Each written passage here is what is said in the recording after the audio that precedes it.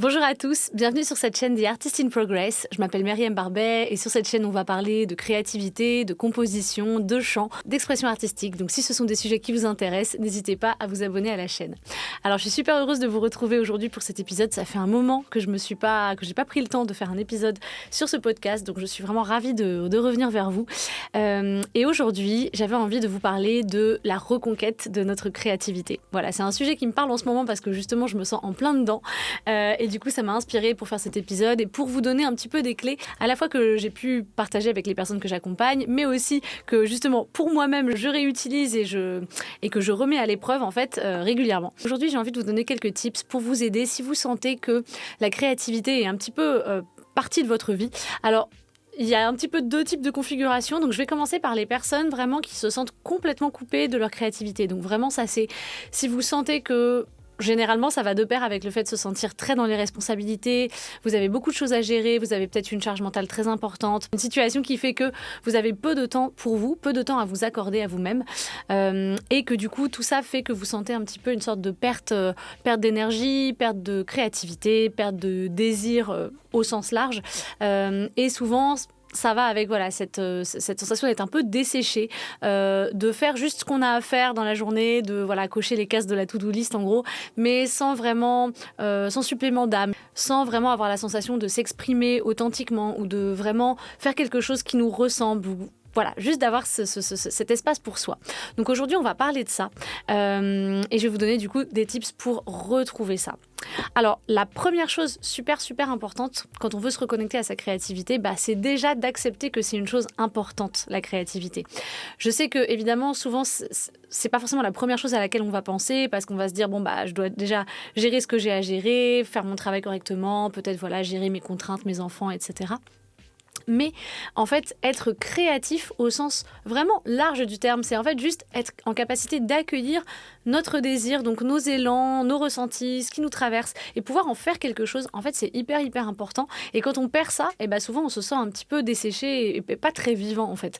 Donc finalement, c'est quand même une chose assez essentielle et qui a tendance parfois à passer à la trappe. Donc je dirais que la première chose, c'est déjà de conscientiser l'importance en fait de retrouver cette créativité, ce désir de s'exprimer, ce désir d'explorer et de jouer, parce qu'on va y venir, mais la créativité, c'est aussi ça. Donc ce désir de légèreté en fait dans notre vie.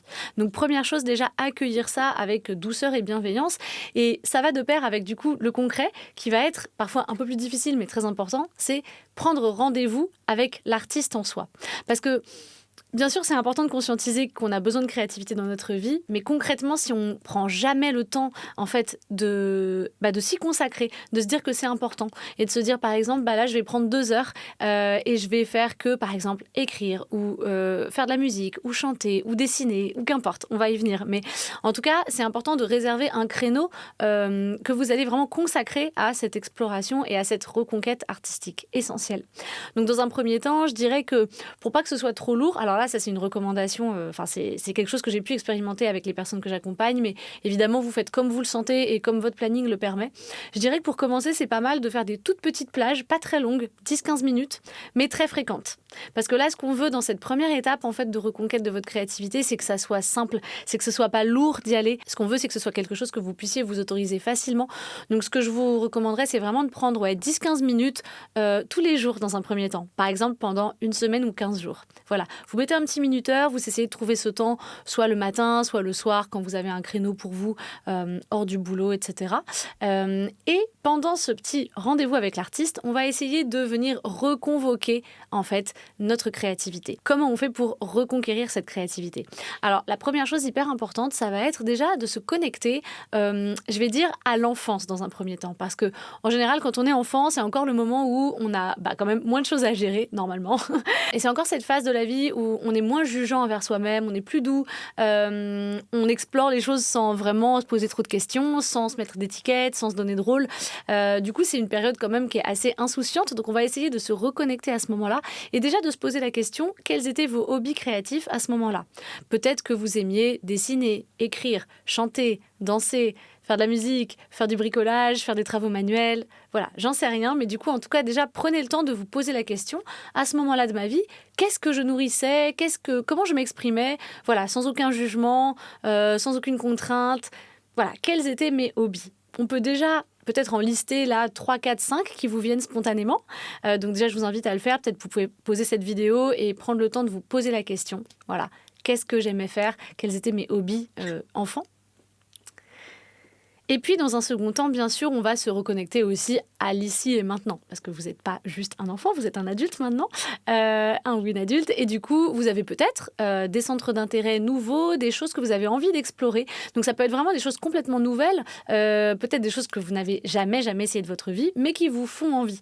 Ça peut être, par exemple, je ne sais pas, j'ai envie d'essayer la couture, j'ai envie d'essayer, je sais pas, la poterie, enfin voilà, qu'importe. Là encore, je vous invite à faire une petite liste de ces activités qui vous viennent spontanément, vraiment sans jugement. On essaye de faire taire les petites voix qui disent oui mais j'ai jamais fait, je suis nulle, je vais pas savoir faire, etc. Voilà, on essaie d'oublier ça et on se dit juste ok, quelles sont les choses, les activités, etc. qui m'appellent spontanément, qui me font envie, qui attisent ma curiosité en fait, tout simplement. Donc je vous laisse lister ça. Et puis déjà, une fois qu'on a cette petite liste, on va pouvoir la reprendre. On va déjà pouvoir se faire un petit état des lieux de ça. Donc peut-être que là, vous avez entre 3 et 10 activités qui vous sont venues. Je vous invite déjà dans un premier temps à juste vous poser la question de quel type d'activités ces activités sont-elles? Est-ce qu'elles sont plutôt manuelles? Est-ce qu'elles sont plutôt auditives? Est-ce que c'est plutôt la connexion avec le corps, comme par exemple le chant, la danse? Voilà, qu'est-ce qui émerge de ces activités-là? Qu'est-ce qu'elles représentent pour vous? Bon, vous n'êtes pas obligé de répondre à cette question maintenant, mais je trouve qu'en tout cas, c'est intéressant parce que ça va vous donner en fait plus de contexte par rapport à ce qui vous manque dans votre vie aujourd'hui, ce qui va venir nourrir votre élan de vie, votre élan créatif. Voilà, c'est intéressant de le savoir. Donc je vous invite à vous poser cette question, mais surtout, le plus important, ça va être maintenant de se dire ok, j'ai cette liste d'activités que j'ai envie de tester. Et là, ce que j'aimerais, c'est que pour les 15 prochains jours qui arrivent, vous essayez tous les jours, pendant 10-15 minutes, chaque jour, d'insuffler un petit peu de ces activités dans votre quotidien. Je ne vous demande pas d'en choisir une, justement. Là, c'est vraiment une première phase de reconquête où, justement, l'idée, c'est de pas du tout être dans la performance, pas du tout être dans le résultat. On veut vraiment être dans le jeu, dans l'exploration, dans l'ouverture. Ce qui m'intéresse, là, c'est vraiment que vous ouvriez la boîte des envies, des désirs, de la créativité et que vous alliez chercher ce qui vous fait envie, ce qui vous appelle. Voilà. Donc, sans aucun jugement, sans aucune pression de résultat, on va prendre 10-15 minutes par jour pour explorer différentes activités créatives. Et à la fin de votre minuteur, à la fin des 10 ou 15 minutes, vous arrêtez. Alors, bien sûr, si vous êtes vraiment dans un élan de fou et que vraiment vous avez envie de continuer, vous pouvez. Mais moi, je vous conseille d'arrêter parce que ce qu'on veut, c'est ne pas non plus arriver à saturation, ne pas rentrer dans un pattern où du coup, après, vous allez vous dire « Ah, mais ça m'a pris trop de temps, du coup, je ne peux le faire qu'une fois de temps en temps. » Non, on reste vraiment sur des petites touches et je préfère à la limite que vous arrêtiez l'activité en étant presque frustré et en ayant envie d'y retourner. C'est très positif, ça va vous justement nourrir en fait cette envie, ce feu créatif en vous, donc c'est très très bien. À l'issue de ces 15 jours, on va faire un petit point et on va regarder ensemble 2 paramètres. Le premier paramètre, ce sont les activités que vous avez explorées. Qu'est-ce qui vous a vraiment plu? Qu'est-ce qui vous a pas tant plu que ça? Qu'est-ce qui a été le plus nourrissant?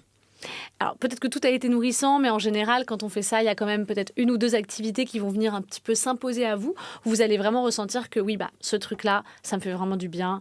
J'ai pris vraiment beaucoup de plaisir à le faire. J'ai envie de continuer vraiment sur ça en priorité. Donc, vous allez isoler dans un second temps, ces activités qui vous font vraiment beaucoup de bien. Et d'autre part, on va regarder aussi la régularité parce que j'ai dit 10-15 minutes par jour. J'ai tout à fait conscience du fait que c'est pas forcément tenable pour tout le monde. Mais l'idée de ça, c'est juste de créer une habitude. Une fois que vous sentez que l'habitude commence à être créée, peut-être aussi que vous avez ressenti, c'est très probable, c'est ce que j'ai beaucoup entendu chez les personnes que j'accompagnais, c'est que généralement, le faire tous les jours, c'est pas toujours simple. Et parfois, on va préférer se mettre, par exemple, 1 ou 2 créneaux dans la semaine, mais peut-être un peu plus long. Voilà, c'est à vous de voir. C'est à vous de voir ce qui vous convient. Mais en tout cas, l'idée, c'est de trouver un petit créneau comme ça, un petit rendez-vous avec vous-même. Vous pouvez vraiment appeler ça le rendez-vous avec votre artiste intérieur. Vous essayez de caler quelque chose qui convienne à votre rythme et qui convienne à vos contraintes. Bien sûr, le but, c'est que ça vous fasse du bien. C'est pas de se torturer. Et c'est pas non plus que ce soit une énième case à cocher sur la to-do list. On veut pas de ça non plus. Donc voilà, dans un second temps, on va isoler certaines activités et un timing qui est plus raisonnable qui conviennent en tout cas par rapport à vos contraintes. Et à partir de là, on va essayer pendant une période de 1 à 2 mois de s'y tenir vraiment et de se pointer à ce rendez-vous artistique et de prendre ce temps pour soi, s'autoriser. Au début, parce que c'est nouveau, c'est normal que ce soit pas forcément très confortable et peut-être qu'au début, vous allez toujours avoir des pensées intrusives ou vous dire que vous avez peut-être mieux à faire. Et voilà, c'est la reconquête de votre artiste intérieur, c'est normal et on n'est pas forcément dans une société qui valorise tant que ça les activités artistiques. C'est pas forcément hyper productif de faire une activité artistique, donc forcément dans notre société de la productivité, c'est pas ce qui est mis en valeur le plus, mais c'est très très important pour votre expression personnelle, pour votre bien-être, etc. Donc essayez de vous faire ce cadeau. Et puis déjà quand on est là, on est pas mal. Évidemment après, l'idée c'est toujours de rester dans un dialogue conscient avec soi-même, donc d'être capable d'ajuster, donc ajuster les activités. Parfois, si on a besoin de fraîcheur, et là, justement, je m'adresse aussi aux personnes qui ont déjà des projets d'art et parfois qui font un petit peu des burn-out ou qui ont de la difficulté à s'y remettre. Moi, ça a déjà été mon cas, j'en ai déjà parlé dans des podcasts précédents sur la musique. Parfois, c'est se décaler. Moi, je sais que, par exemple, récemment, je me suis mise au dessin alors que j'en avais jamais trop fait de ma vie et que pour moi, c'était vraiment un endroit où j'avais aucune compétence. Et j'ai trouvé ça hyper agréable et justement hyper rafraîchissant d'aller dans un endroit où, en fait, j'ai aucune attente envers moi-même. Je ne sais rien. Je n'ai rien à prouver à personne et je suis vraiment là pour découvrir et m'amuser. Et je pars vraiment du principe que je ne sais pas. Et du coup, on se libère totalement de toutes les injonctions et c'est hyper agréable, hyper libérateur. Donc ça, c'est vraiment, voilà, si vous sentez que vous avez déjà des activités artistiques dans votre vie, mais peut-être que parfois vous avez la sensation que c'est oppressant, vous avez des projets que vous avez envie de mener et vous bloquez un peu, etc., ça peut enterrer un petit peu la créativité. Donc parfois, juste le décalage fait beaucoup de bien. Et après, donc ce sera, comme je disais, un ajustement perpétuel entre trouver les bons canaux, les bonnes activités, la bonne régularité, etc. Mais l'essentiel, et je pense la bonne question à se poser pour savoir si on est au bon endroit, c'est de se dire, est-ce que ça me nourrit? Est-ce que je me sens plus oppressé ou plus vivant après cette séance. Voilà. Et accepter aussi le fait que parfois, bien sûr, comme dans toute création, il y a des inconforts. Donc, il y a des jours où on n'a pas d'idée, il y a des jours où on ne sait pas trop ce qu'on a envie de faire. Mais c'est quand même chouette d'avoir honoré en fait, ce besoin de créer, ce besoin de s'exprimer. Et voilà, rien que pour ça, en fait, on peut être fier de soi juste d'avoir pris le temps de donner de la place à notre artiste intérieur. Écoutez, j'espère que cet épisode, en tout cas, vous aura été utile. N'hésitez pas à me mettre en commentaire ce qui est apparu pour vous.